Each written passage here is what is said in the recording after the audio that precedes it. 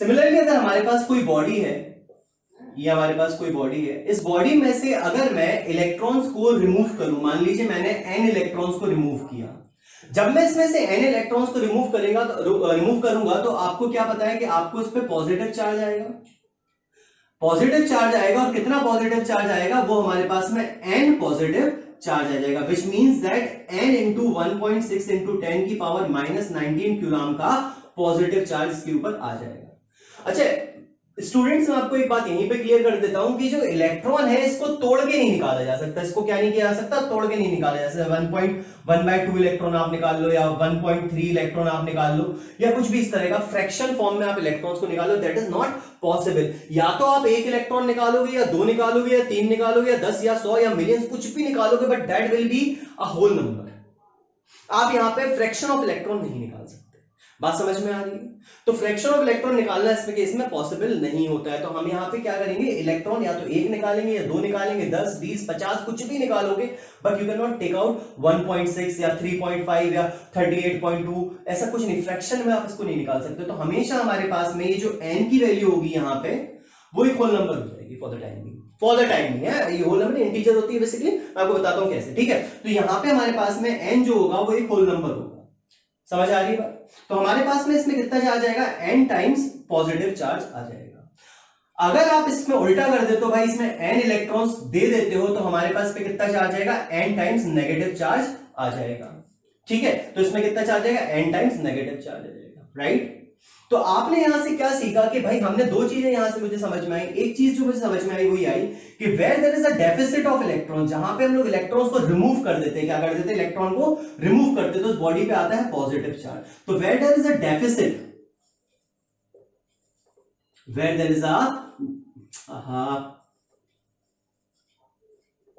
where there is a deficit of electron or the deficiency of electron, then the charge constituted to the body is positive, and where there is efficiency of electron, मान लीजिए हमने एक body के ऊपर electrons को add किया है, electrons को क्या किया, ऐड किया, तो वहां पे हमारे पास में नेगेटिव चार्ज आएगा। तो where there is deficit of electron, जहां पे हमारे पास में आपने मान लीजिए n इलेक्ट्रॉन्स डाल दिए, तो हमारे पास यहाँ पे क्या होगी, efficiency of electron, where there is efficiency of electron, where there is deficit of electron, the charge is negative, तो चार्ज इज नेगेटिव। तो जहां पे जिस बॉडी पे डेफिशिएंसी ऑफ इलेक्ट्रॉन होता है वहां पे पॉजिटिव चार्ज होता है, और जहां पे एफिसिट ऑफ इलेक्ट्रॉन होता है वहां पे क्या होता है, नेगेटिव चार्ज होता है। दूसरी बात जो मुझे यहां पे समझ में आई कि अपन इलेक्ट्रॉन के टुकड़े नहीं कर सकते, इलेक्ट्रॉन्स की क्या नहीं कर सकते, टुकड़े, मतलब फ्रैक्शन ऑफ चार्ज नहीं निकाल सकते। तो हमारे पास में यहाँ पे अगर इस बॉडी में से मैंने n इलेक्ट्रॉन्स निकाला, मान लीजिए कुछ भी इलेक्ट्रॉन्स निकाला, तो मैंने मान लीजिए n इलेक्ट्रॉन निकाला, तो जो बॉडी के ऊपर टोटल चार्ज हो जाएगा वो हो जाएगा n इंटू ई। जब आप चार्ज को निकालोगे तो ये नेचर होगा पॉजिटिव का, और जब आप चार्ज को डालोगे तो ये नेचर होगा नेगेटिव। कैसा हो जाएगा, नेगेटिव। तो हमारे पास में यहाँ पे जो ये n होता है, this n will be N integer, n क्या हो जाएगा, इंटीजर हो जाएगा, n क्या हो जाएगा, इंटीजर हो जाएगा। ये n की वैल्यू आप देखो, मैं समझाता हूं आपको, इंटीजर क्या हो जाएगा, जब आप इलेक्ट्रॉन्स को निकालते हो, व्हेन यू रिमूव इलेक्ट्रॉन्स। समझ में आ रही है आपको बात? देखिए मैं आपको समझा देता हूं यहां पे। चलिए पहले हम लोग इस छोटी सी बात को समझ लेते हैं कि जब आपने क्या कहते हैं, हमारे पास मान लीजिए n इलेक्ट्रॉन्स को आपने यहाँ पे निकाला, n इलेक्ट्रॉन को जो आपने इसमें से निकाला, तो हमारे पास जो चार्ज आया बॉडी के ऊपर वो n ही आया। तो total charge present on any body, जो टोटल चार्ज इस बॉडी के ऊपर आया वो आ गया n टाइम्स e आ गया। अगर आपने n इलेक्ट्रॉन्स को निकाला तो टोटल चार्ज कितना है, पॉजिटिव n ही आया, और अगर आपने इलेक्ट्रॉन्स को डाला तो टोटल चार्ज कितना आया, नेगेटिव n ही आया। बात समझ में? तो यहां से हमारे पास में एक थ्योरम आती है, that is called the quantization of charge. क्या कहते हैं इसको, quantization of charge. Quantization of charge बताता है total charge present on any body, the total charge present on any body is always an integer multiple of charge present on a single electron. ये क्या है, integer multiple है, integer, ये क्या है, integer multiple. तो यहां पे n कैसा होगा, इंटीजर होगा। n कैसा नहीं हो सकता, फ्रैक्शन नहीं हो सकता, बिकॉज हम लोग क्या नहीं कर सकते, इलेक्ट्रॉन्स के टुकड़े नहीं कर सकते। तो the charge present on any body, the total charge present on any body is always an integer multiple of charge present on a single electron। तो आपको इतनी बात समझ में आई होगी कि भाई हमारे पास में यहाँ पे जो चार्ज है वो हमेशा कैसा होगा, जो टोटल चार्ज है किसी बॉडी के ऊपर वो हमेशा कैसा होगा, इंटीजर मल्टीपल होगा एक इलेक्ट्रॉन के चार्ज का, एक इलेक्ट्रॉन के चार्ज का वो कैसा मल्टीपल होगा, इंटीजर मल्टीपल। बात समझ में आ रही है? Is it clear?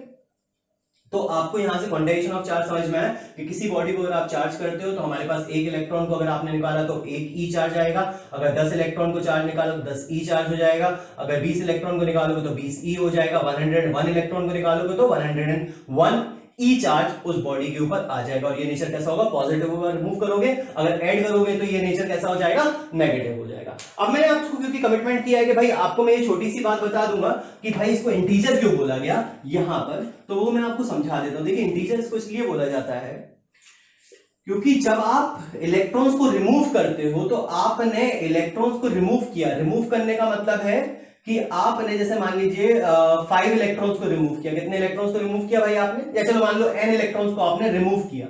तो रिमूव करने का मतलब है माइनस n इलेक्ट्रॉन्स का ऐड करना। बात तो सेम है भाई, मैं बोलूं रिमूव करना है n इलेक्ट्रॉन्स को, उसका मतलब हो जाएगा माइनस n इलेक्ट्रॉन्स आपने क्या कर दिए, ऐड कर दिए। कितने इलेक्ट्रॉन्स ऐड कर दिए, minus n electrons. Minus n मतलब रिमूवल, नेगेटिव साइन। और एक इलेक्ट्रॉन के ऊपर चार्ज होता है 1.6 इंटू 10 की पावर माइनस 19 कूलम का। बात समझ में आया। तो ये जो टोटल चार्ज इस बॉडी के ऊपर आ जाएगा वो आ जाएगा पॉजिटिव n इंटू ई। आया या नहीं आया भाई, माइनस माइनस प्लस हो जाएगा और एक इलेक्ट्रॉन पे चार्ज कितना होता है 1.6 इंटू 10 की power minus 19 coulomb. Is it clear, ये बात समझ में आ गई आपको। या फिर आप इसको सिंपली ऐसे लिख सकते हो n इंटू 1.6 इंटू 10 की पावर माइनस 19 कूलम। तो इतना चार्ज आ गया, ये पॉजिटिव का हो गया।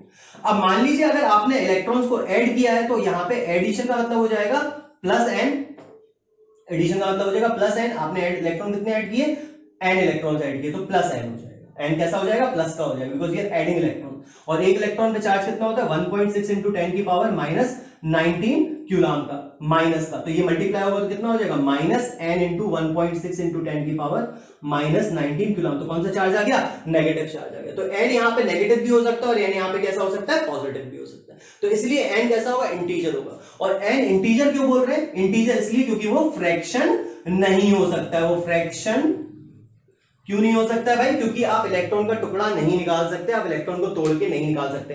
देखिए एक एक्सेप्शन होता है, उसको बोलते हैं quarks particle. But quarks particle आपके सिलेबस में दूर दूर तक नहीं है, इसलिए मैं आपको कंफ्यूज नहीं करूंगा क्वार्क्स पार्टिकल को बढ़ा के। कुछ एक्सेप्शंस होते हैं जहां पे अपर क्वार्क और लोअर क्वार्क भी चार्ज होता है, जो निकाला जा सकता है और ऐड किया जा सकता है। But I won't tell you that because वो कंफ्यूजिंग हो जाएगा कि वो चार्ज पे एग्जिस्ट करता है। ठीक है, आपको कंफ्यूज नहीं होना है, आपको सिर्फ इतना याद रखना है कि अगर आप इलेक्ट्रॉन निकालोगे तो हमारे पास में एक इलेक्ट्रॉन, 2 इलेक्ट्रॉन, 10 इलेक्ट्रॉन, 20, आप फ्रैक्शन ऑफ इलेक्ट्रॉन नहीं निकाल सकते। और इसी की वजह से जो टोटल चार्ज बॉडी में प्रेजेंट होगा वो हमेशा ही एक इलेक्ट्रॉन के चार्ज का इंटीजर मल्टीपल हो जाएगा। Is it clear. जब आप इलेक्ट्रॉन को ऐड करते हैं, तो हमारे पास में प्लस ले लेते हैं n की वैल्यू, और जब आप इलेक्ट्रॉन को रिमूव करते हो तो माइनस ले लेते हैं n की वैल्यू। इसलिए हमारे पास में n कैसा हो जाता है, इंटीजर हो जाता है और वो फ्रैक्शन नहीं हो सकता। Is it clear. इस क्लास को बस यहीं तक रखते हैं। This was just an introductory part of electricity. I hope आप सभी को समझ आ रहा